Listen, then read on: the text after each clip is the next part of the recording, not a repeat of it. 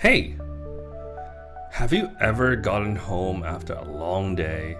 You sit down at your PC and you're lost as to what to do. You're too exhausted to deal with that one annoying boss you've been stuck on, or don't have the mental capacity to process a game with some heavy story beats. Well, that, my friend, is the time to turn to some cozy comfort games. And boy, do I have a list for you. Here are 5 of my personal favorite cozy and cozy adjacent games for when the going gets tough and you need to wind down before bed. First up is Dorfromantik by Tucana Interactive. Taking real-life parallels from the board game Carcassonne, Dorfromantik asks you to paint a beautiful and quaint countryside scenery using hexagonal tiles. If we're talking about the actual genre of the game rather than the vague label of a cozy game, Dorfromantik is a casual spin on the city builder genre that meets puzzle games. It's a very unique and fun blend. There's not any extra resources or city management that you need to do. It's just you and your stack of tiles. There are quite a few game modes to choose from, but they all boil down to whether or not you have limited or unlimited tiles to work with. My personal pick is honestly the one with tile limits. The last time I did unlimited tiles, I just got lost because I was so entranced by the visuals and calming music. I started playing at like 8 p.m. and the next thing I knew, it was 1 a.m. with my lasagna sitting next to me, cold and untouched. And besides, if we go classic mode, we get to unlock new tiles by completing challenges. We get to do little quests and actually engage our tired brain in a low stakes puzzle game and watch the quest numbers turn to pretty check marks upon completion that makes Big Numby go bigger. The game itself is about 13 or 14 US dollars or your regional equivalent.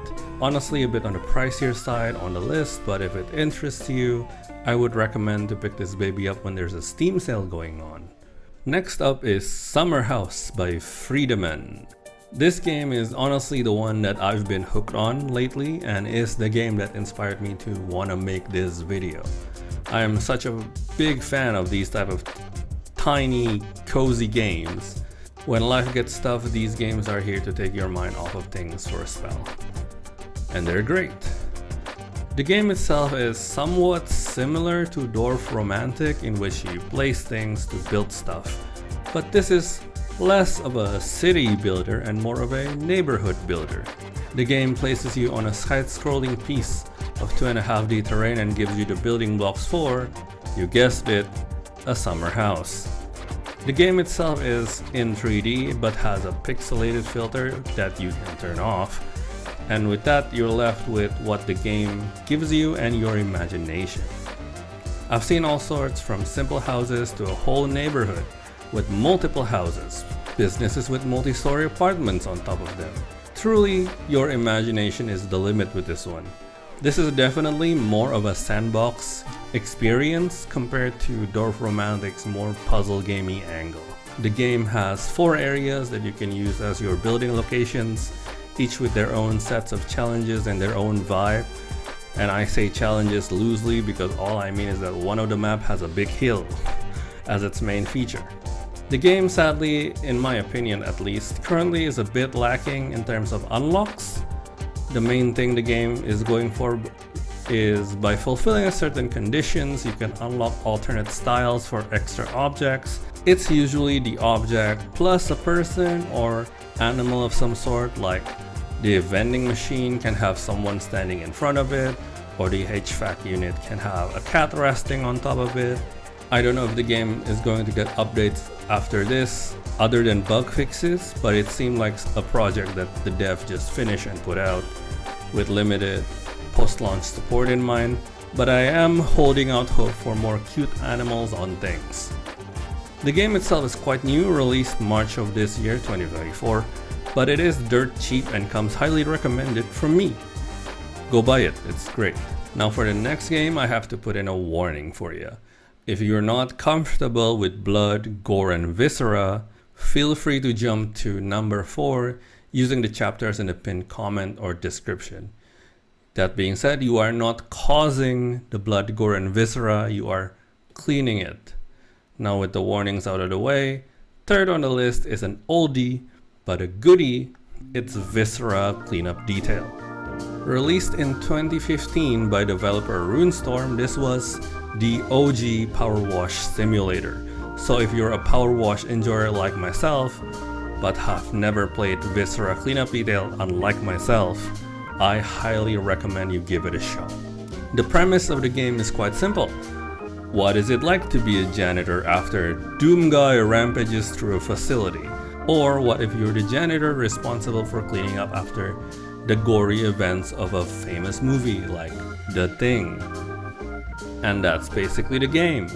You gather bodies and body parts to throw them into the incinerator. You gather loose bullet casings and weld the bullet holes. You restuff the medkits that the whatever protagonist went through here snagged.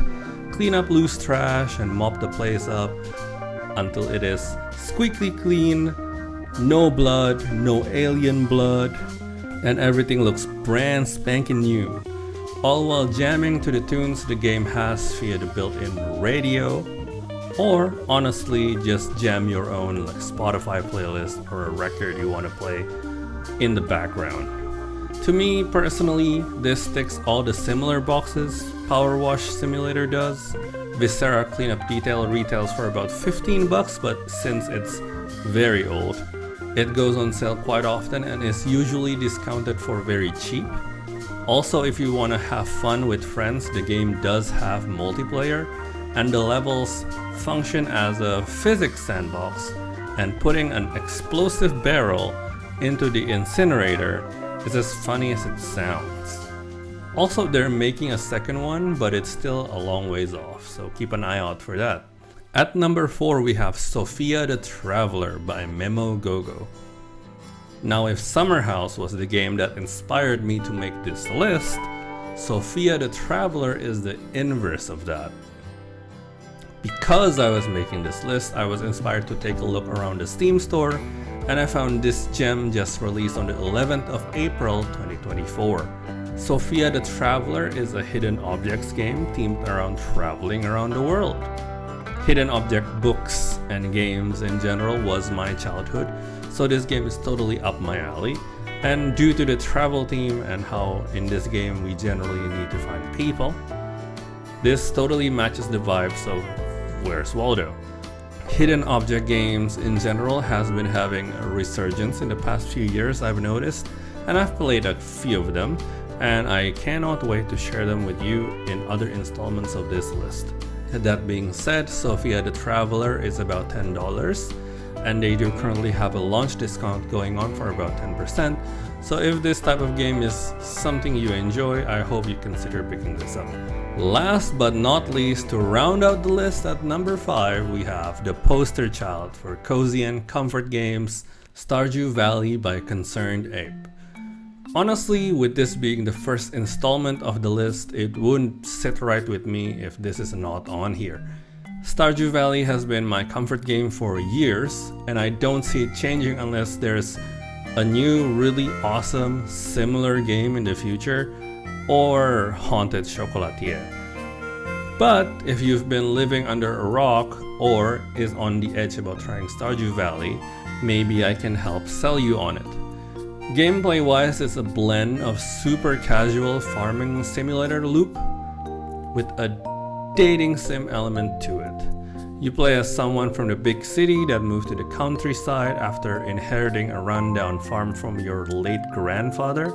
You'll meet various cast of characters with their own stories and interactions with one another in the town of Stardew Valley. This game does set you up with a main quest, but it's really just a direction the game points you to help get you started.